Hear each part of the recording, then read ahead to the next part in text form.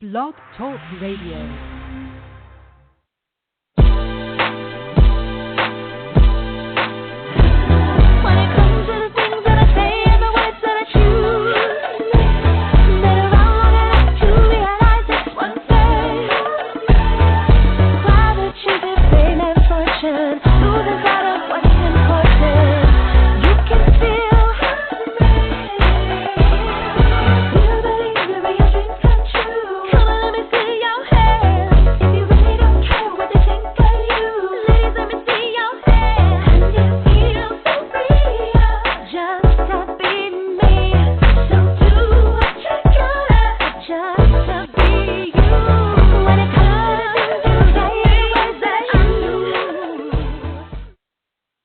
Welcome to the Chenese Lewis Show, the #1 podcast for plus-size women.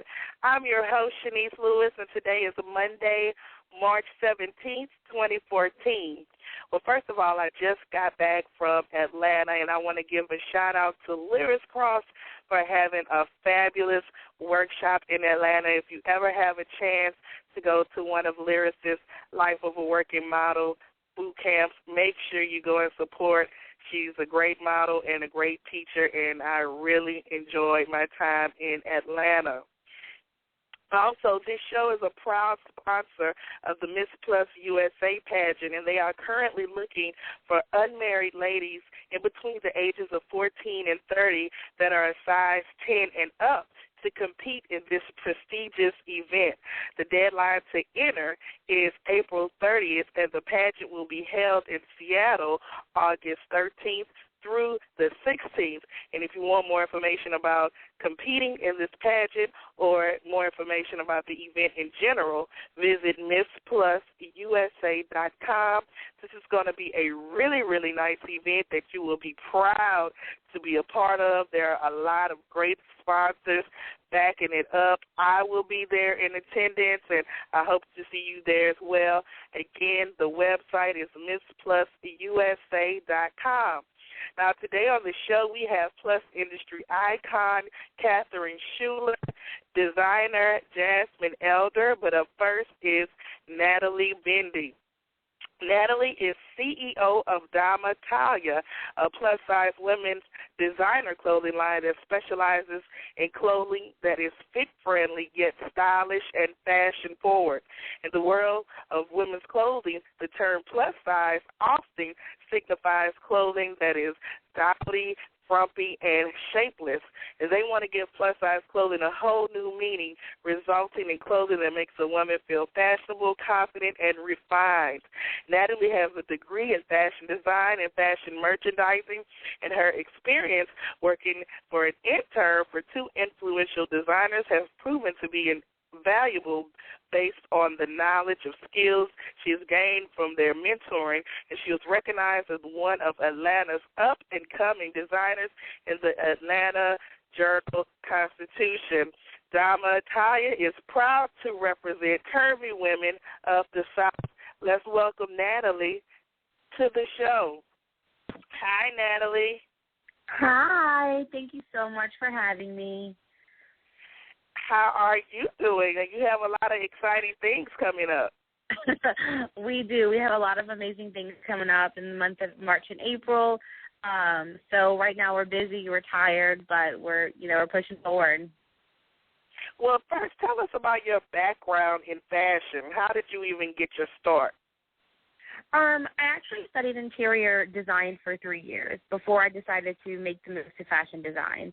I went to school in Atlanta at Bowder College, graduated with a degree in fashion design and fashion merchandising, really specializing in design, couture wear. I never in a million years thought I would be doing ready-to-wear. I always thought I was more of couture, evening gown designer.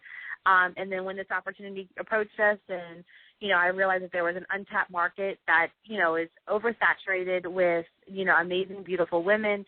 I said, this is something we need to jump on the bandwagon for, and so we did it. So that's how Dama Talya kind of, came about. And that's pretty much where it began. I love designing, beautiful gowns, but at the same time, there's a need for it. So we're here to fill that need. And you were based in Atlanta for a while. As I mentioned in your intro, you got a award there for being an up-and-coming designer. So if things were going good there, why did you relocate from Atlanta to New Orleans? I actually got offered a job in New York to be a stylist on a TV show. And so I moved from Atlanta, moved back to New Orleans just for 2 weeks to kind of get myself together, and then was moving to New York. And then lo and behold, I got married. I got back together with my husband now. And so I said, you know what, I can't leave. So I stayed. I turned the job down in New York, stayed here in New Orleans. And then we eventually made our way back to Atlanta, where I worked, you know, management, retail, and bridal industry, which I did that for a little bit. But New Orleans is my home, and I love it here. So we just stayed here. So do you ever regret passing up that big opportunity in New York? Never, because I wouldn't be doing this. I believe that everything happens for a reason, and me turning the job down in New York, granted it could have led to some different things, but staying here led to this, and this is where I'm meant to be. So, no, not really. Awesome. Now, your name of your clothing line, is there a specific story behind it, or where did the name come about? In college, nobody called me Natalie. Everybody called me Natalia.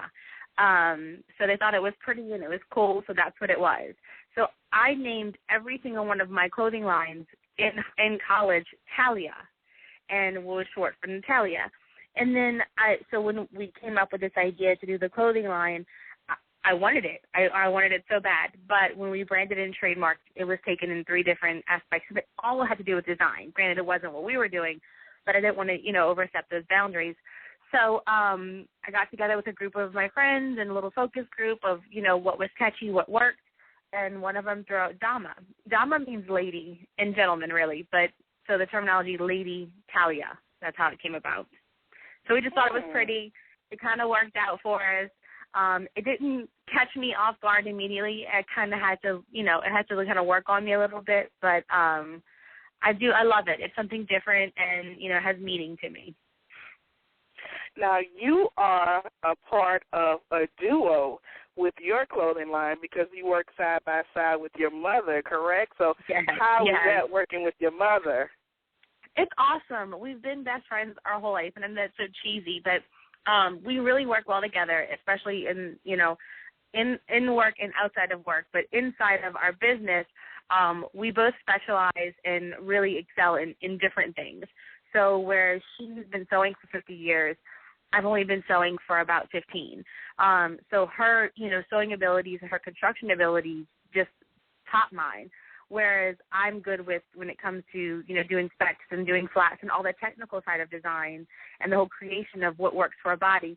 That's my part. So when it comes to the design of our garments, we really collaborate very well together. I know the newer side of it, the technology side of it, and she knows the old school side of it where everything was paper patterns, everything was, you know, the whole sewing, everything was with hands. So I learned a lot from her and my grandmother, believe it or not, who's 96 and still, you know, wants to be a part of our clothing line. But we really do. We really, the combination of us is unbelievable. So this is a family business. It is. My grandmother actually designed evening gowns for a group of ladies. They used to do ballroom dancing. And that's kind of how I first got into actually loving garments is with her. And she machine sewed very little. Most of her stuff is hand sewn. Granted, she's 96 years old. So that's all she really knew. And she would hand bead everything. And it's just, I looked at her and I said, I can do this. And you're like, I loved it. So I always said, you know, I would follow in her footsteps. And to this day, she's like, when are you going to do some cold shoulder pieces? I'm like, Grandma, we don't do cold shoulder. That's not what it is. But she wants to be a part of it so bad. So for someone listening, and this is the first time they're hearing about your clothing line, tell us what type of clothing you carry. How would you describe your line? When you said in the intro, we are fit-friendly. Our garments are a little bit different than what you typically will find on the market right now. We believe in fitted garments. I believe in zippers. I have nothing against things that don't have zippers, but I always feel like what's missing in our market are pieces that have zippers, pieces that have structure to it. So you'll find a lot of our pieces tend to fit a little tighter, and it's not meant to be tight on you. It's just meant to be a fitted garment. So a lot of our pieces have structured and tailoring. I'm really big on making, pleats, making darts, making things fit a woman's body. So you'll find tailoring, structuring. Our fabrics are the best fabrics that we can get. Everything is sourced in the United States. We do not source anything outside of the United States. So that's, a lot different. And people always talk about our pricing, not always, but talk about our pricing maybe a little bit higher. That's because everything that we do is done here in the United States. And it automatically makes everything more expensive. Oh, absolutely. You have to double, triple it sometimes on our cost. So it does make it more expensive, but it's something that we believe in and we want to keep at home. So, we want to be very hands-on. We travel to New York to our manufacturer, once a month to check on it. And, she is a phenomenal woman. And we want to keep our business here. We really do, and that's important to us. So you'll notice our fabrics are luxury fabrics. Our fabrics are silks and the best of knits, and our stuff is very quality made. You will have it for 2 to 3 years, and it's the quality of it it really is amazing. And so you mentioned the price point. What is the price point for your clothing line and the size range? Our size range goes from a 14 to a 24. We will eventually go past the 24. We're just trying to get the fit of a 24 down perfectly. And then as far as our price point goes, our shirts may start at $50. Our dresses may start at $100. Okay, well, that's not that expensive. No, it's not that bad. We're hoping that our next collection, which will be out in April, at the end of April, we're hoping that our pieces won't go over $150 to $200 for we're doing a cocktail dress, for that cocktail dress. We're doing suiting. We have a lot of stuff coming with it. So it'll be a bunch of different price points. We're hoping to, get a little bit for everybody there. Right. Now, you have a big event coming up next weekend that you are participating in, New Orleans Fashion Week. Now, how excited are you to be showing in New Orleans Fashion Week? I'm beyond excited for so many reasons. One, because it is home-based. We're showing to our family, our friends, our peers who live in New Orleans, who have been through everything in New Orleans. And in the South, too, we have people coming from Texas, Florida, Mississippi, Alabama. We're representing the South, and that's what I love to keep it here. It's huge for us. We are the only plus-size designer that they've ever let in, but we're only one that's showing this particular time. So you are the first and only, right? Yes, we are the first and only. So this is our second year, our sophomore year. We're super excited. We learned so much from the first year, and we are taking everything we learned and bringing it and making it even better the second year. We have a lot of amazing things to show in this collection and a different perspective than what we've done before. So we're showing New Orleans and we're showing the plus-size community that we're not designing for plus-size women, we're designing for women, and we're designing for pieces that anybody could wear. We're all about size acceptance regardless of what size you are, whether you're a 0, whether you're a 30. We believe in accepting the size that you are or whatever you want to be. So we're promoting a lot of different things with this line, and specifically for NOLA Fashion Week. Every interview that we've done or that we will do, we always will make sure that they know. They're not in our community. They don't understand what we go through, and they don't understand, our challenges when it comes to fashion and when it comes to clothing and the pieces we get to pick from. So I always make sure that they, that they know that this is what we're representing and this is what we have to offer you. So your show at New Orleans Fashion Week is open to the public, so anyone listening can attend. They just have to purchase a ticket. And how can tickets be purchased? You can go to either nolafashionweek.com and go to the schedule. Underneath the schedule, you'll find our names, and you can click on it and send you to Eventbrite. So you can purchase your tickets through Eventbrite. It is $25. It's Saturday, March 22nd, and our show time is at 3:30. And this is so exciting because, as you said, you are the first and only. So how is the plus community in South Louisiana? Do you think there is a plus community, or is it just starting to come about? it's just starting to come about. I mean, it's a baby community that we really need to build because, I mean, everybody knows in the South the food is amazing. We are so much more laid back, relaxed, loving life, appreciate life.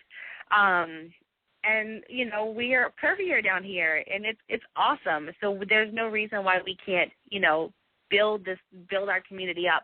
But it's small, and definitely, you know, with you being here, your help here, there's nothing that can stop us. You're right. Now, I'm excited to attend your show Saturday, too. I'm looking forward to it. Now, are you ever looking for models? Because I know we talked and you said it's hard to find plus models down here in the area sometimes. So are you always on the look for good models? Always. You can send your headshots and your comp cards to damatalya.com or to the damatalya@gmail.com. We're always looking for new models, old models, any kind of models. As long as you're confident with who you are, confident in your body. And if you're not, we'll make you confident. You'll put on one of our garments and you'll feel like $1 million. So we are always looking for talent. Now, are you looking for models specifically in the New Orleans area or all over? It doesn't matter. All over. It doesn't matter. As long as they're willing to travel here if we ever need them. And, you know, we're looking to do some different photo shoots outside of Louisiana. So we're looking for all over, anybody who wants to participate. All right. And so do you have anything else coming up we could be on the lookout for after New Orleans Fashion Week? Yes.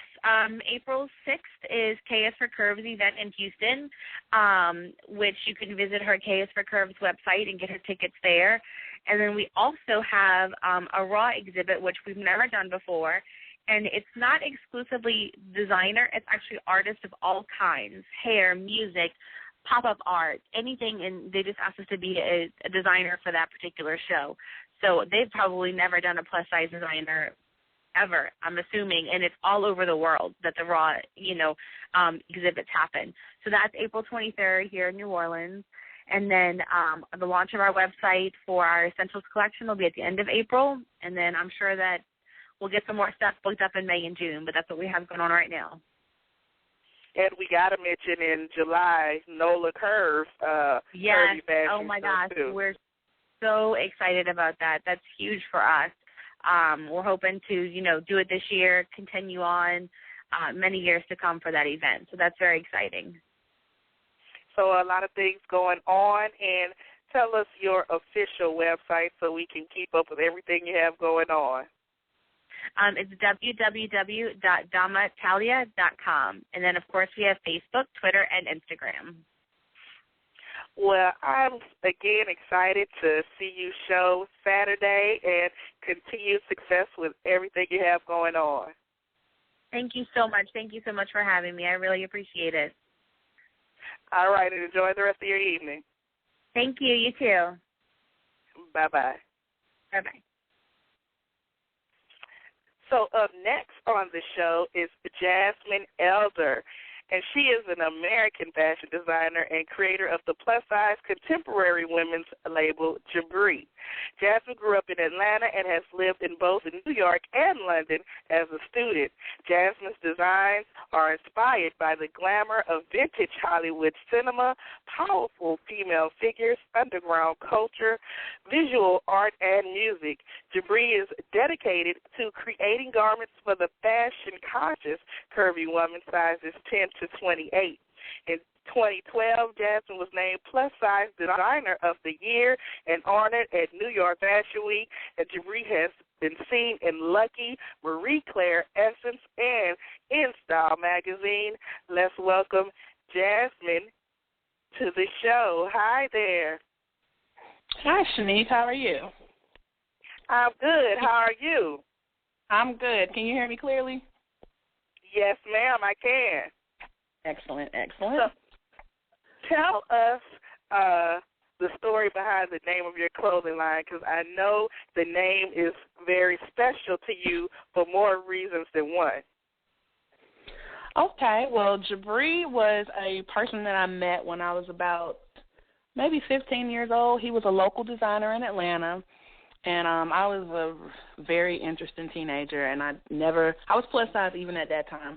but I couldn't wear clothes right off the rack. I always wanted something different. So a friend of mine took me to JIBRI, and I just was attracted to him immediately. Like I was like his shadow. I would not let him get out of my sight. And he taught me how to sew, taught me how to create garments, really, more so than sewing. He taught me how to really construct a garment for a woman. And when I went on to college, I always said I would name my first child after him, but the child came in the form of JIBRI, of my clothing line, so I named it after him. Yeah. And is he still alive and in your life? No, he passed away when I first moved to New York. It was like he came into my life literally just to get me to where I am today, because I met him at 15 when I went to college and moved out of Atlanta. He died within maybe 4 months, and wow. Yeah, so I definitely consider him to be my angel. So it was no other. It was not even another choice for what this line would be named, but JIBRI. And when you decided to start a clothing line, did you have any obstacles with getting your line off the ground? Oh, most certainly. I didn't actually start as a plus-size designer. I was more of a costume designer originally, because I was pretty much like a club kid. I was you remember, I don't know where you're from, but I was, totally encapsulated by the club kids, the big hair, the makeup, the glittery boots, and all that stuff.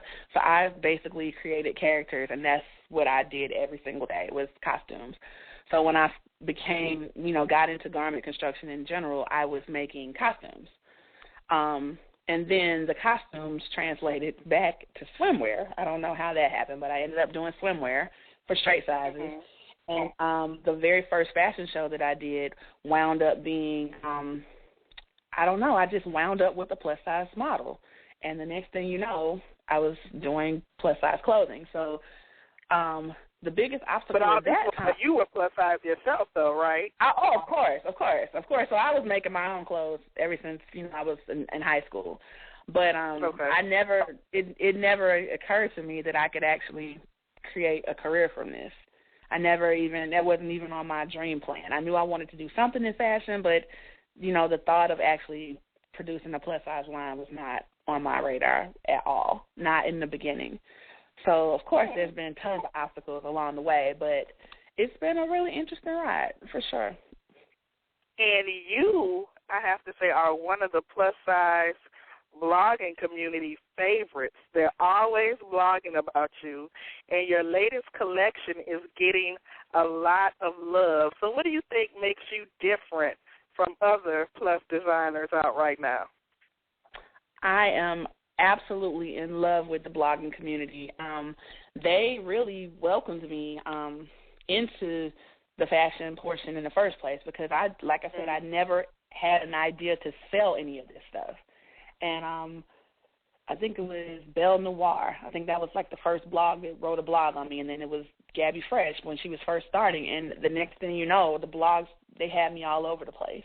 But I think one thing about my collections that excites them is that the clothes aren't limited to plus sizes. And what I mean when I say that is that the clothes, when I design, I don't design for plus. I design because I love creating garments, and I think they can see that. It's like the fantasy behind it is not, I don't subtract anything from it just because it's plus size. So the glamour behind it has always been really elevated, I think. And I think that the bloggers, they really like that, because it doesn't feel like something that's watered down to them. I think they can feel my energy in the clothing.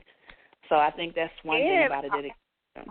I also feel that your silhouette, I don't know if that's the right term, but it's different from any other clothing line for plus size or curvy women. Well, I definitely have a signature silhouette. I've always tried to create an hourglass. I see it more lately. I mean, I know when I was younger, before there were all these lines that are out now, the clothing was just shapeless. So I was always attracted to a very structured body type, a very structured silhouette. So when I started to design clothes, of course, that would be a part of it. So I definitely have a signature silhouette. I am overjoyed when people can see the clothes and they don't even say JIBRI, in any of the captions, and people are like, oh, that's JIBRI.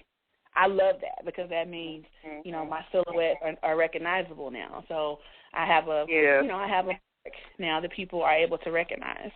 And that's great. I think that's awesome. Clothing line starts at a size 10. So do you consider yourself a plus-size designer, or what is the term you prefer to be called? Oh, most certainly a plus-size designer. The reason that I started at 10, I originally started at a 14. But when I tell you, you'll be surprised. I get emails all day long from size 2, size 4, size 0s begging for the line to be, you know, increased. But I would never do the smaller sizes. But it was this in-between category that they call it, which is the 10 to like a 14.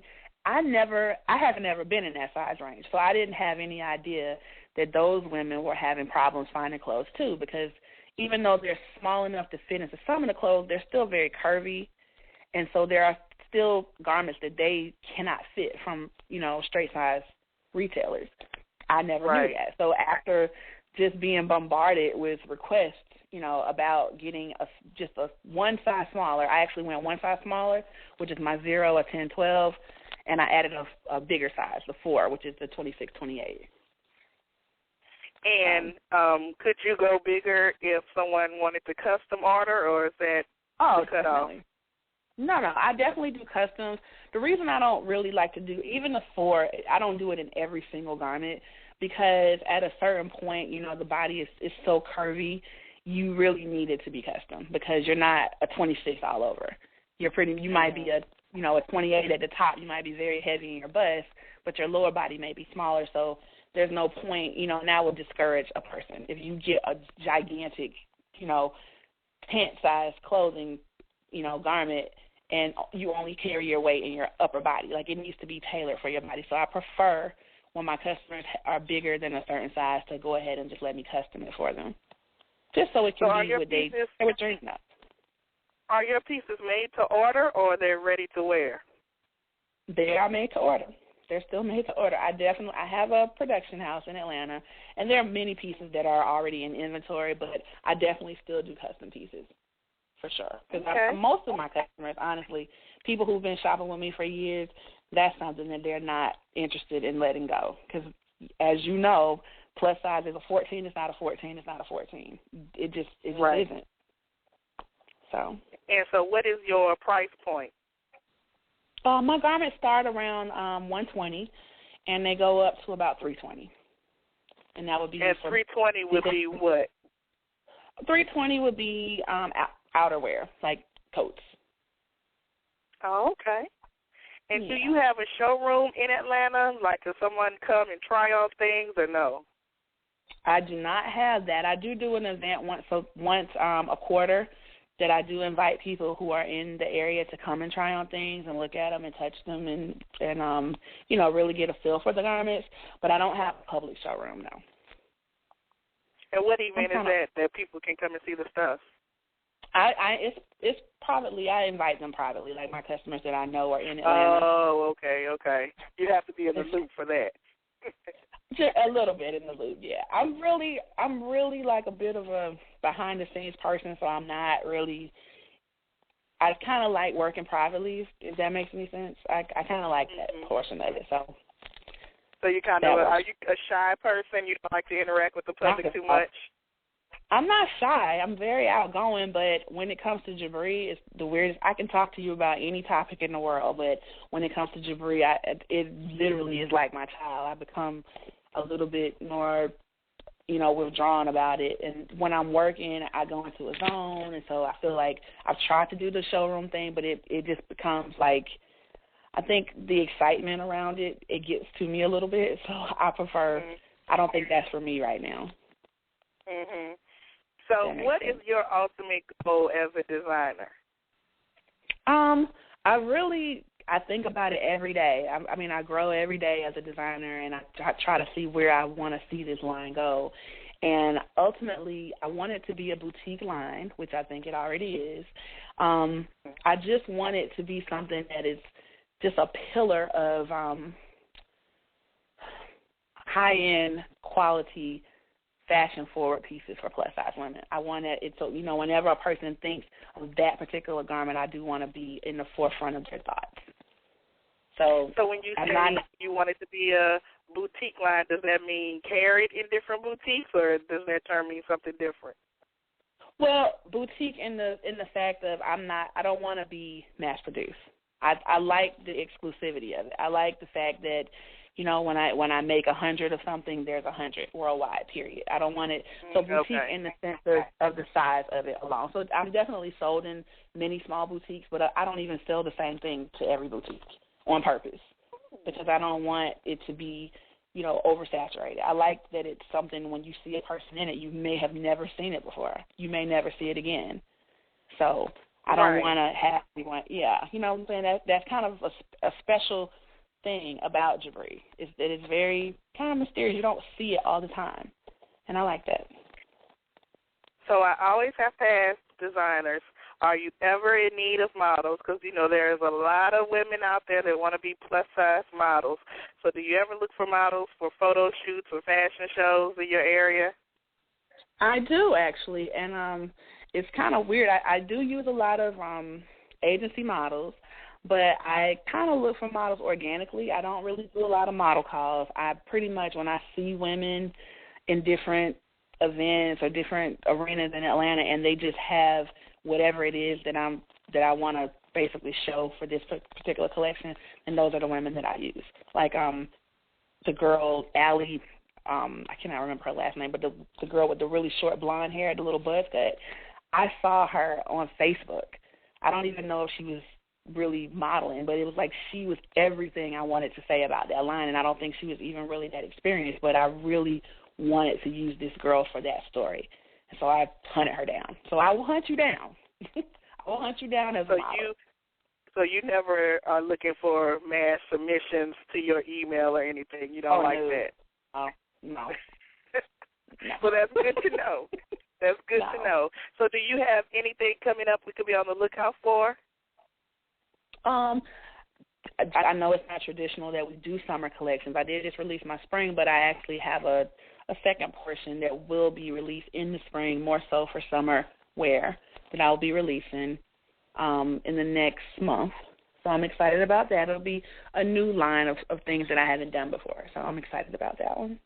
Well, your clothing is beautiful. Like I said, you are a favorite in the community. I can't go through Facebook or Instagram without seeing some of your clothing being in my feed, and just continued success with everything you do. Tell us your official website that we can keep up with everything you have going on.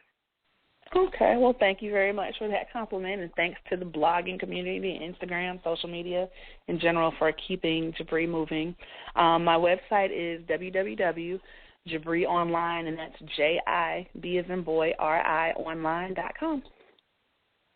Well, awesome. Like I said, continued success, and I'll be looking for your summer line. All right. Thank you so much, Shanice. You have a good night. You too. Bye-bye. Bye-bye. And last but definitely not least is a favorite of the show, Catherine Schuller. Catherine is an advocate for women and comes to us with a wealth of prior experience in the plus-size fashion market, having been a former Ford model in the 80s when the industry was still forming. She was a former stand-up comedian and actress with her comedy troupe, The Nerve, and studied image consulting at Parsons School of Design, and is the premier plus-size style expert and vice president of marketing for the Association of Image Consultants International. She has served as media spokesperson for top retail brands, magazine editor, author, and event producer. She coaches and develops new talent under her Model Maker Mentors entity and is image and style advisor for Divabatic, a high-acclaimed charity for women with diabetes. She is an instructor for Fashion Institute of Technology and Fashion Curator at the Yotel Hotel, where she produces weekly fashion brunches entitled Runway the Real Way. She is currently working on co-producing the first plus-size fashion show with top media stars in South Africa, aptly called Curves Across the Continent. Let's welcome Catherine Schuller to the show. Hi, Chenese. Hi. Hi. You have a ton of projects going on, so we're just going to jump right into it. All right. Tell me, what is Model Maker Mentors? Oh, yeah, that's one of those things that kind of evolved. People have asked me to manage them.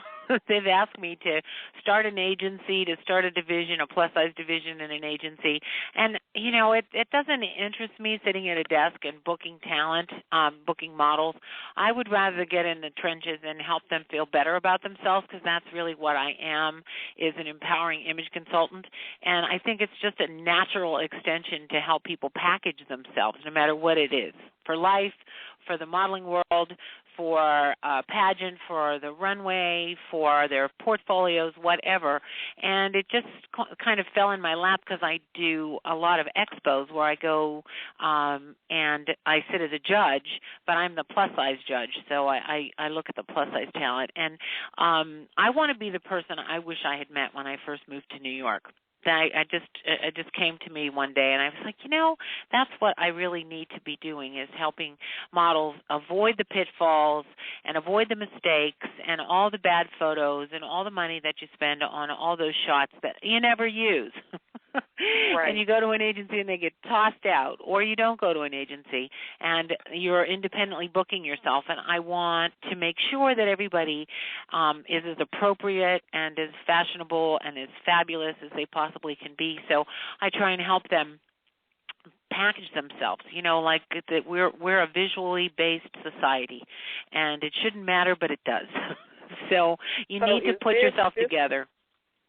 Is this a one-time class or workshop, or is it like a ongoing service? Yeah, how does it work?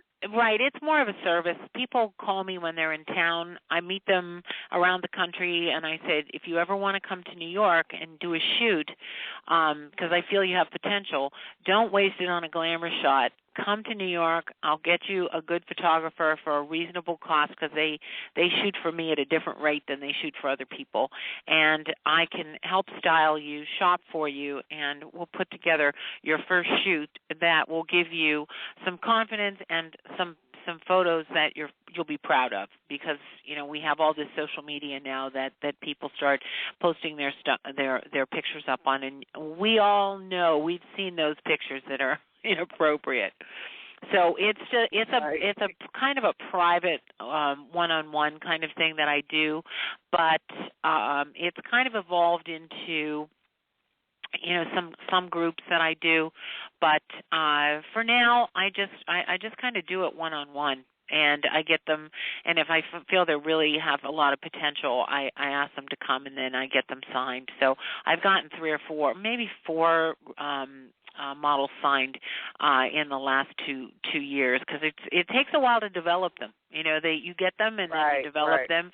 The agencies have to know who they are, and it's a process. It's not like you're going to walk in and get signed, but I have an eye for what works in the market. I can't guarantee that anybody's going to get work or signed or anything, but I hedge the bet a bit, Chenese.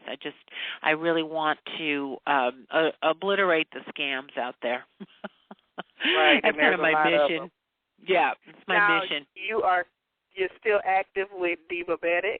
I am. Yeah, we've changed our format, though. We lost our funding from Novo Nordisk. We had, for 5 years, our sponsor was Novo Nordisk, and they gave us a hefty budget every year, and we were able to tour the country doing about 10 different cities with the Makeover Your Diabetes show, which I know you graciously participated in when we were in California at Paramount Studios. And we do that still, but it's changed its format, and we've gotten a little bit more internet-based now. We have Facebook, we have a blog talk radio show like you do, and we have videos that we do on an ongoing basis, and Max is the creative genius behind it, and we still have a lot of fun with programs and work with the ADA, the American Diabetes Association, and go into favorite cities, and they invite us, but we have to do it as a shared co-op kind of advertising, and the hospital finds us a sponsor for that event. So we don't have the funding for the year that we once had.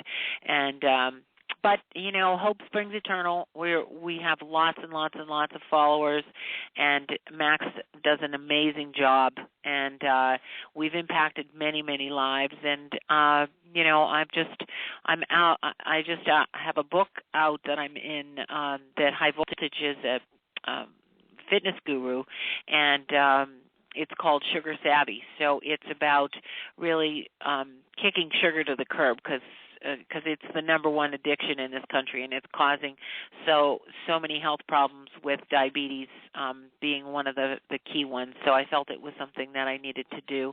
So I'm featured. I'm one of the featured persons. You want to be involved with that organization because you have diabetes yourself? I'm pre-diabetic. I have pre-diabetes. Okay.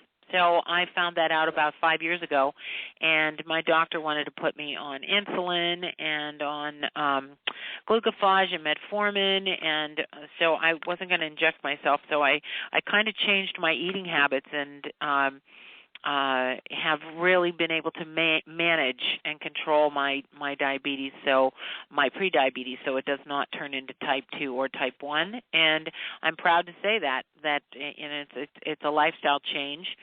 But you know, you change you eat what you want, but you change what you want. So I have that sugar addiction, and I have to kick that to the curb, and been able to replace and supplement my diet, and I feel as though I had a stroke 5 years ago that many people knew about, and it wasn't because of my prediabetes, but it's something that I have to watch it now. You know, you get the health you deserve as you get into your 50s, and that's something that I have very firm beliefs in, about eating properly, being healthy, and you know, I'm never going to be anything but a double-digit diva, so that's right. Okay. I fully acknowledge that. I just want to be a healthy double-digit diva, and right, so I'm proud to say that I've been able to keep the diabetes wolf at the door, closed behind that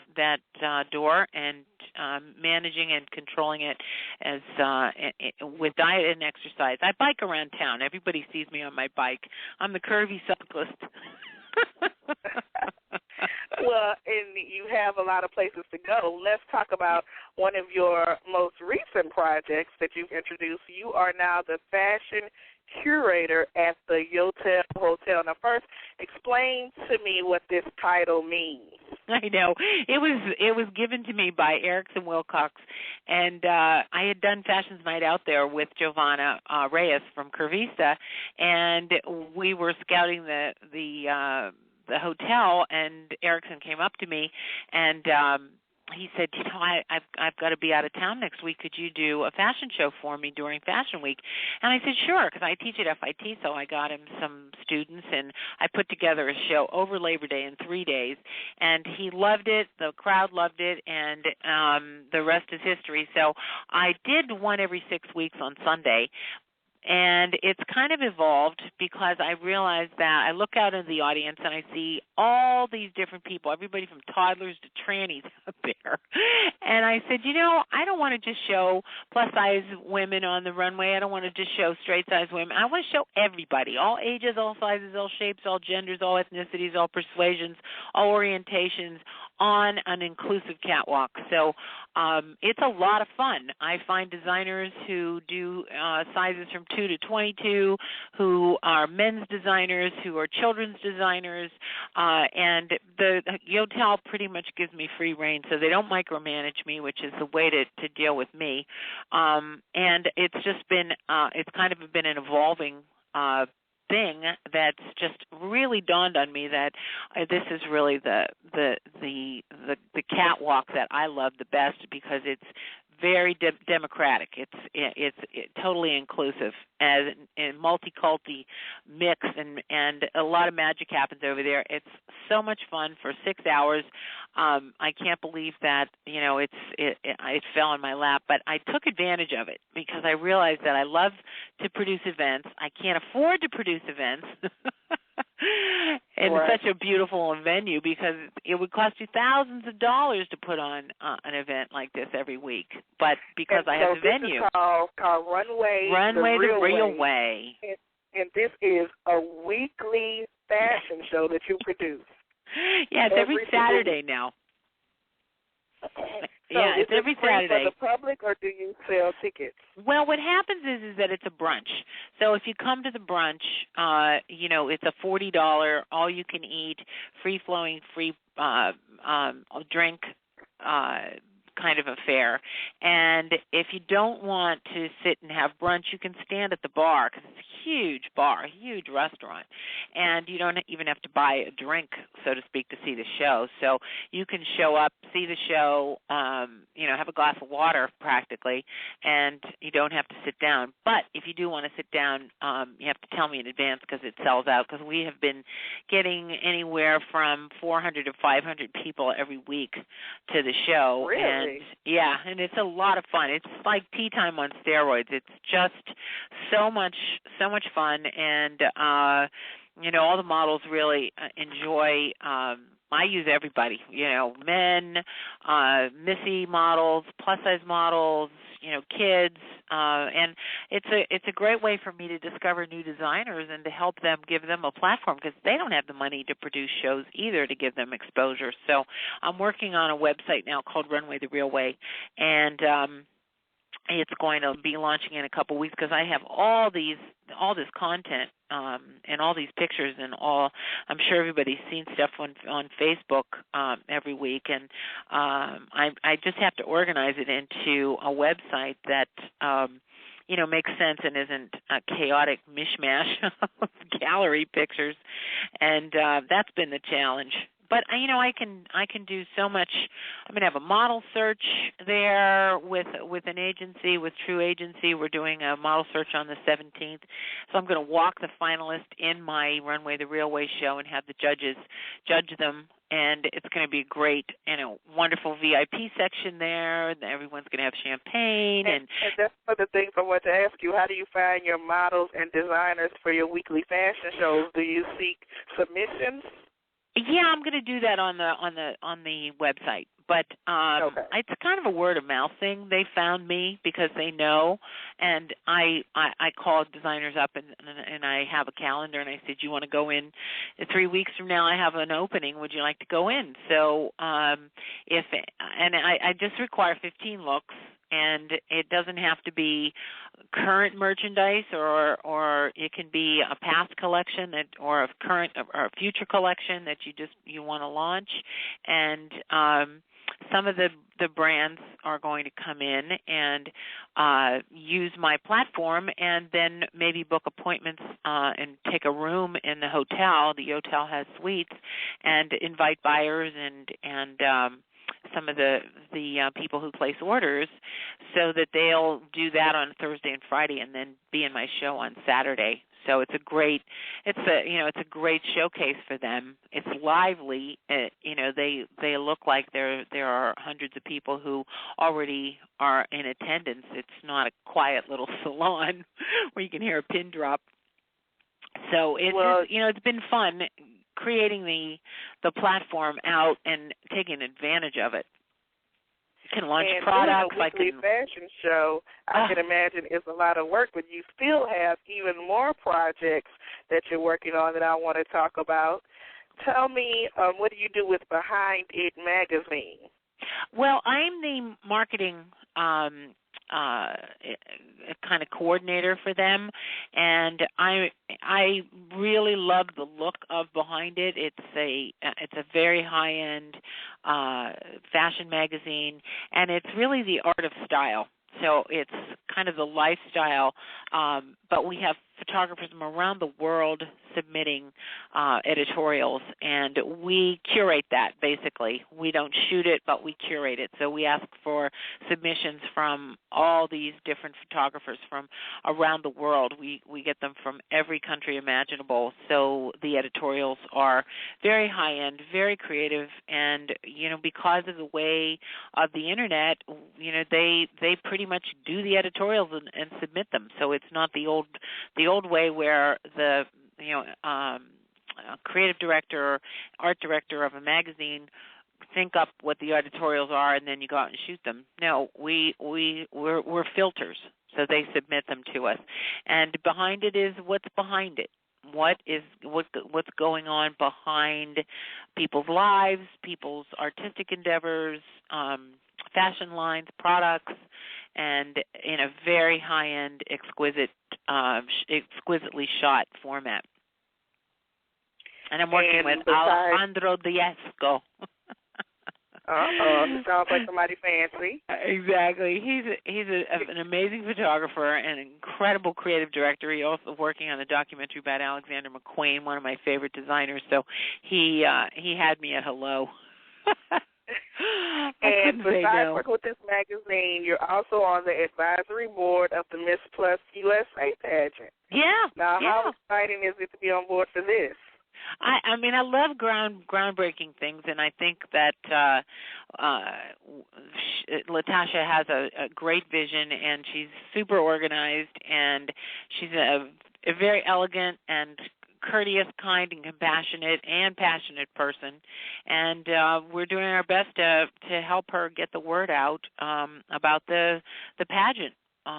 So we're definitely moving towards.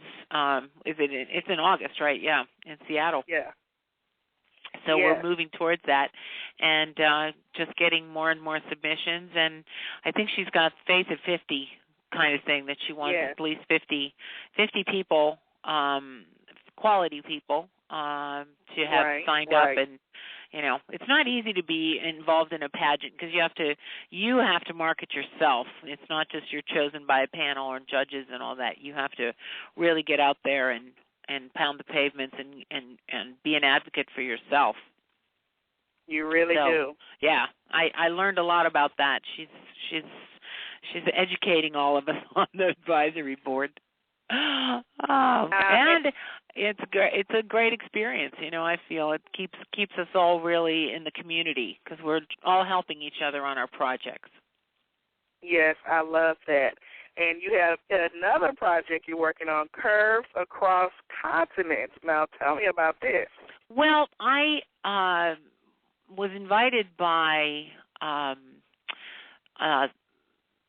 this entity in South Africa who I met at one of the expos that I do, that I judge the arts, Applause Rising Talent Showcase, and they came to New York after the expo because they wanted to visit New York, and I kind of acted as an ambassador for them, took them around and got to know them, and they told me that they have a talent agency, a reality show, that they're very well connected down there, and they are a singing duet. So they're and doing a clothing launch. So it's like, really? Okay.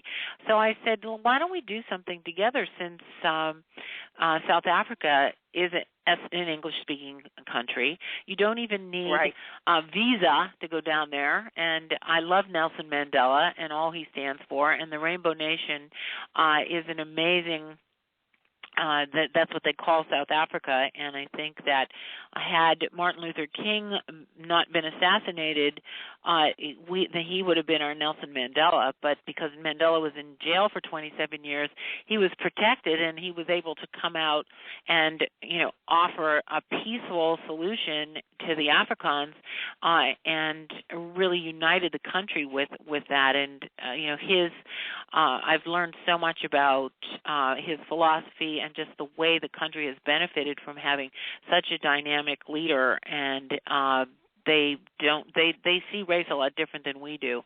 And I think that one of the things that I've been pulled into is this program called Be Your Dream.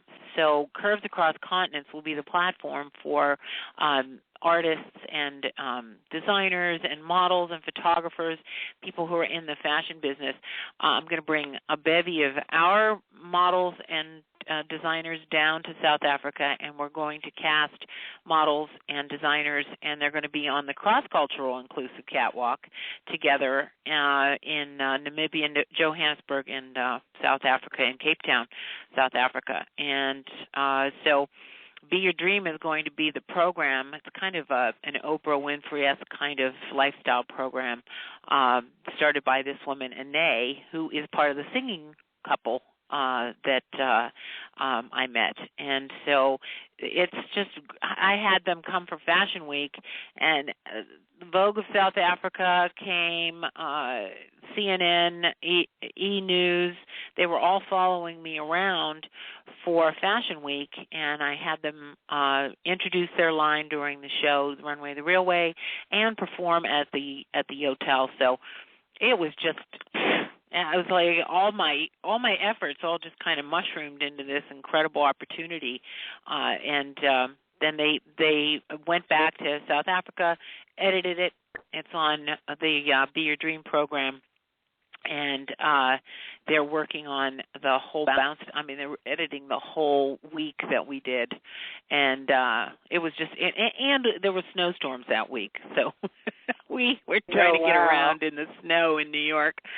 And meanwhile, it's 120 degrees in South Africa, and they didn't have. They had some coats, but not the right coats. But it was quite the Mother Nature was against us, but she kind of had windows of opportunity that we were able to get around, and I took them to showrooms and to different aspects. I took them to an agency, and so they were able to see what I was doing kind of from a fly-on-the-wall perspective, and then performed twice at the Yotel during the Saturday brunches because they stayed a week. So we did one Saturday and then the second Saturday. So it was really a fun fashion week for me.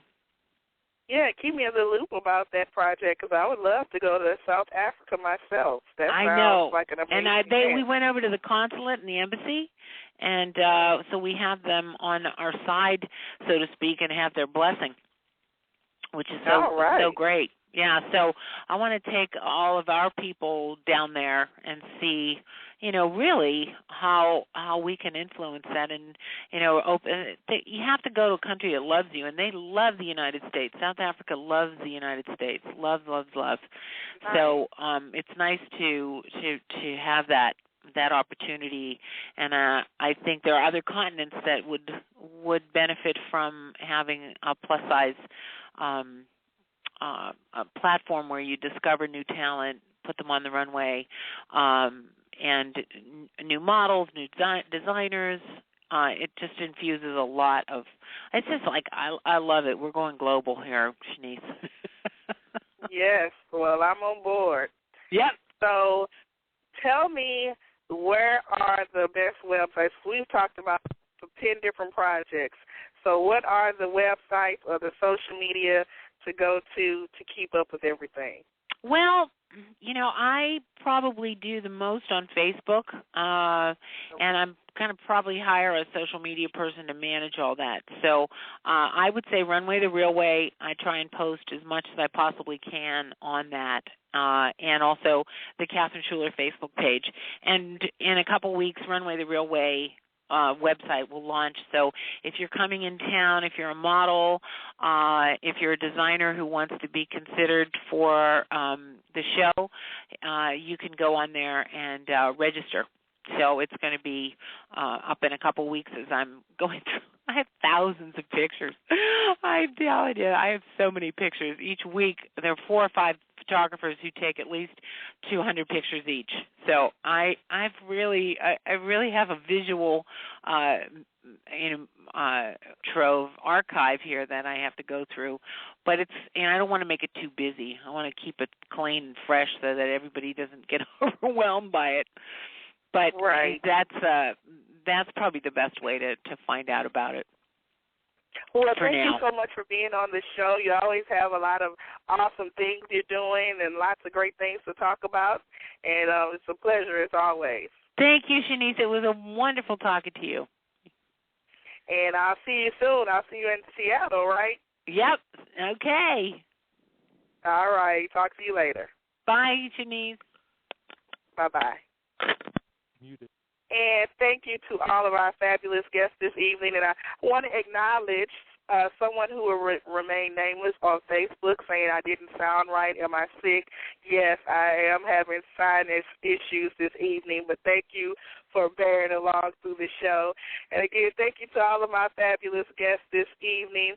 Tune in next week and we'll have more Plus industry professionals with stories to not only inspire you, but to keep you connected with the curvy community. And if you're interested in advertising on the show or being a guest, visit CheneseLewisShow.com. And if you haven't already, don't forget to join the Facebook fan page at facebook.com/Chenese Lewis Show and on Twitter at Chenese Show. I've been your host this evening, Chenese Lewis. Thank you for tuning in and supporting. And until next time, keep thriving in your curves and be blessed.